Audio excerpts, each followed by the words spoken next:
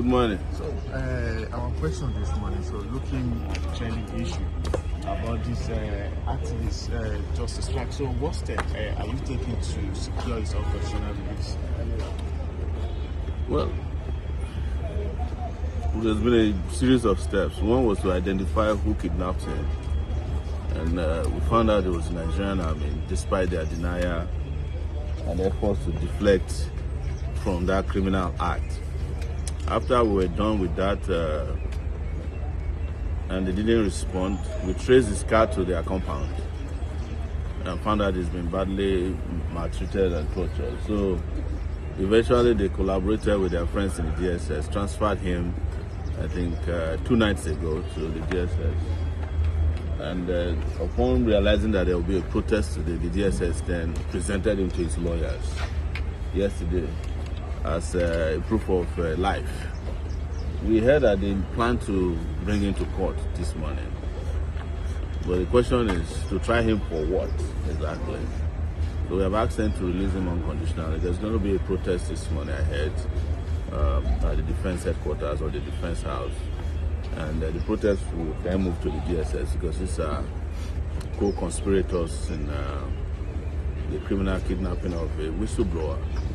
And so that's where we are. But we have sent a strong message to the DSS to make sure they release him unconditionally today. I will follow up after I'm done with court. The MTN, you gave MTN 7 days ultimatum. Yes. So, but the 7 day ultimatum has come to an end. Has anything positive changes come from the next? It expired today, according to our plan, and we are going to review it. But we haven't seen any changes. MTN is still stealing data. MTN is the biggest thief of data in this country. And they've tried to do some whitewashing of the extortion by refunding some 46. Some persons got 400 and something naira. MTN steals from me 55,000 naira each time I buy data that they claim is a month. It's finished in 3 days. I've met people who buy their 800 gig yearly, and they said it's done in 1 month and 2 months at most. Every service MTN is providing points to nothing but extortion. So after today, we have people on standby across the country already who are waiting to lead the protest against MTN, the Occupy MTN struggle. And we have said it that it's not MTN alone. It also affects Airtel, Low World, all the telcos, including the agencies of government that are supposed to supervise them. They are all complicit and they will all be dealt with at once. But we'll review after today. Today marks the end of the 7 day ultimatum we gave them. But I can tell you that MTN hasn't changed a bit, at least not on my side. In fact, it got worse with me.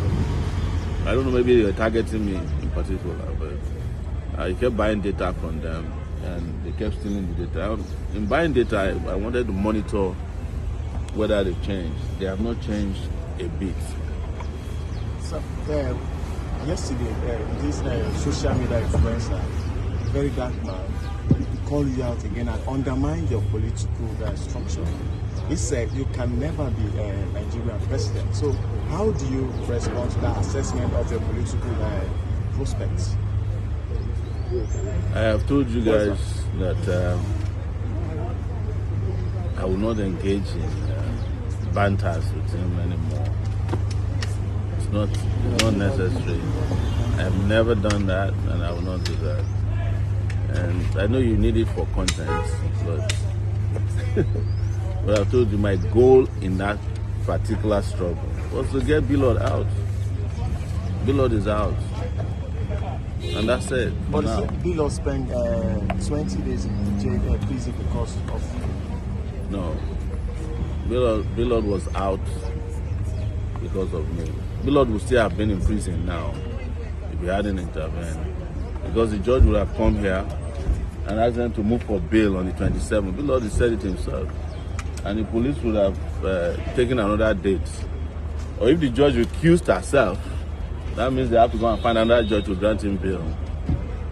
We know the trick. So anybody that's telling you that he released bail odds didn't know what the trick was. So, but I think we've discussed that enough. The most important thing is that bail odds is out of prison. That's the most important thing.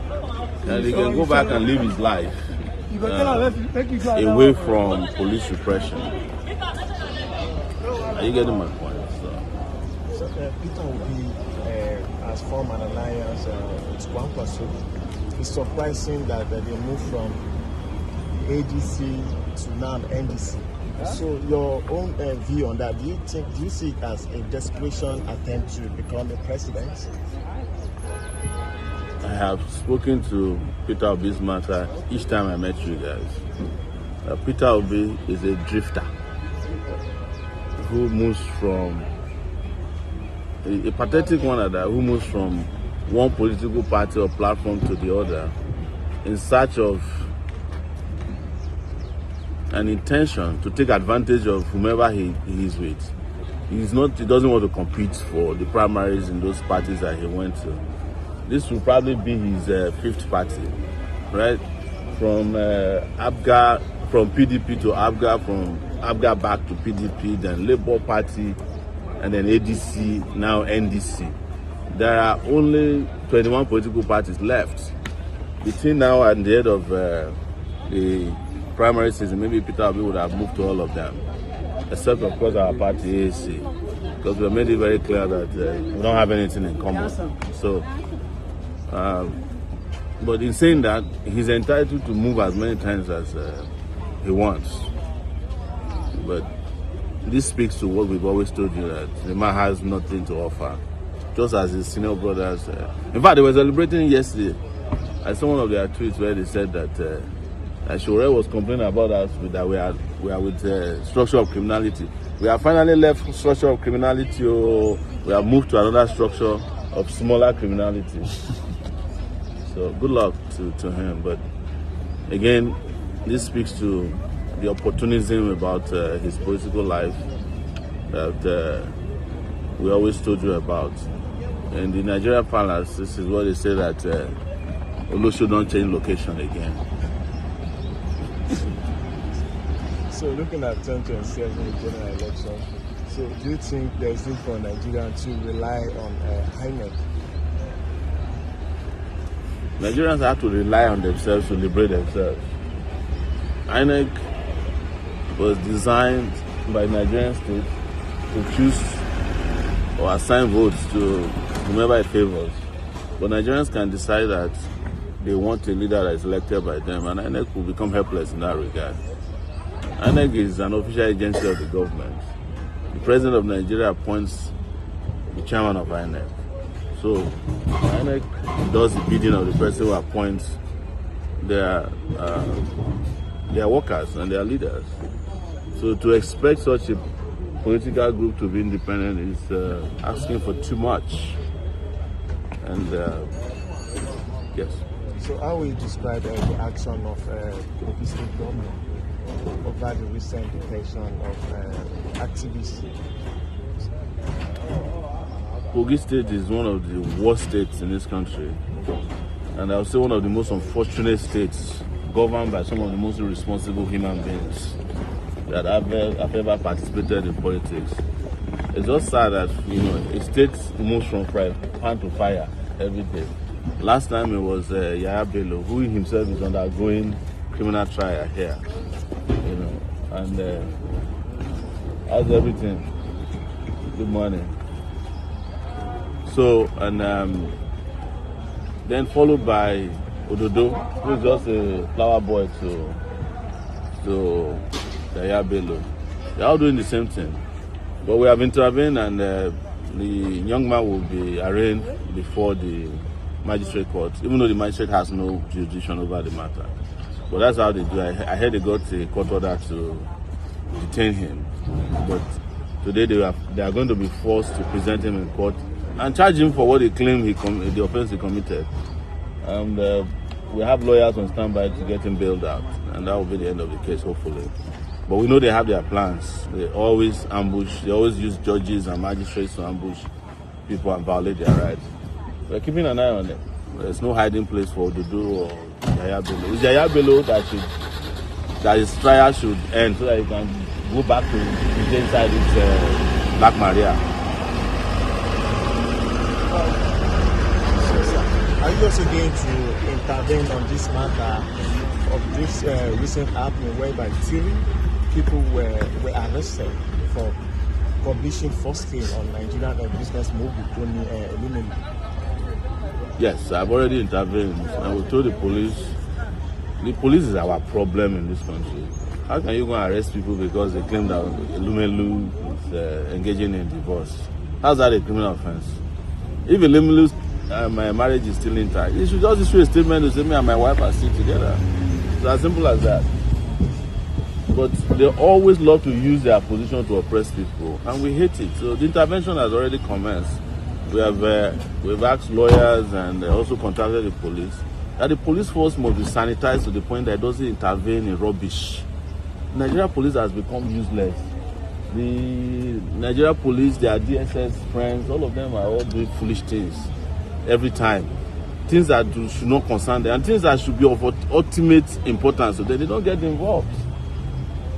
They don't get involved. They are not trying terrorists. They are not trying to arrest them. They are arresting bloggers who are discussing marriage. If you go to the US, where they borrow their democracy from, tabloids will write stories and people buy it at the supermarkets. Whether they are true or not, it's free speech. Live with it. Even Tony Elumelu himself, how does he live his life? He lives his life on the internet. Tony Elumelu is always showing that he has a private jet, you know. So why is it worried about being spoken about on the internet? Tony Elumelu is the biggest content creator in the billionaire industry. He's always showing off himself. So he's the one who brought himself out to be in the public domain, and he's a public figure. People must talk about the life of public figures. So they cannot be benefiting from the social media space and then try to shut it down by arresting bloggers who talk about that. Foolishness. So I'm sure that the police has gotten the memo, and those guys will be released immediately. We have asked them to release those boys. You know. Thank you very much. If Tony Elumelu don't want people to let him shut down his Instagram page, all those childish things he does on Instagram is what makes children to be talking about him. He's a content creator. He should respect his fellow content creators who are all competing for the same space. Why should he shut the other side down when he himself is benefiting from the same space? That's completely wrong. Thank you. Thank you.